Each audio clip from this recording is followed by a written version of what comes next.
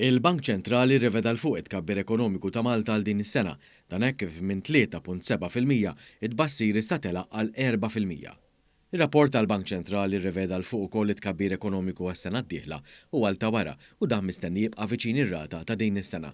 Dan meta sena d-dieħla pajjiżna mistenni jkollu tkabbir ekonomiku ta' 3.8% fil-waqt li fl-2025 pajjiżna se jkollu tkabbir ekonomiku ta' 3.7%.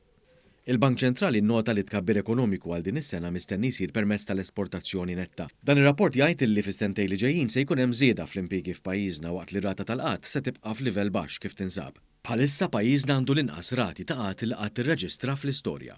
Minn dan ir-rapport ħareġ ukoll li l-inflazzjoni se tonqos bin-nofs sas-sena d-dieħla hawnhekk issemma kif fis-settur tal-enerġija il-Gvern qiegħed jissussidja żieda biex il-kontijiet jibqgħu stabbli. Ir-rapport tal-Bank Ċentrali jgħid ukoll id-deficit tal-Gvern Ġenerali mistenni jkun inqas minn 5% tal-prodott gross domestiku din is-sena minn kważi 6% is-sena l-oħra, dan waqt li sal-2025 se jkun niżel għal 3.4%. Fl-istess waqt id-dejn tal-Gvern se jibqa' taħt is-60% skont il-kriterji tal-Unjoni Ewropea. Dan ir-rapport tal-Bank Ċentrali ġie ppubblikat ftit tal-ġimgħat wara li l-Kummissjoni Ewropea ħarġet it-tbassir ekonomiku tagħha għar-rebbieqa. F'dak ir-rapport kien ġie mbassar li pajjiżna se jkollu t-tieni l-akbar tkabbir ekonomiku fost il-pajjiżi kollha tal-Unjoni Ewropea.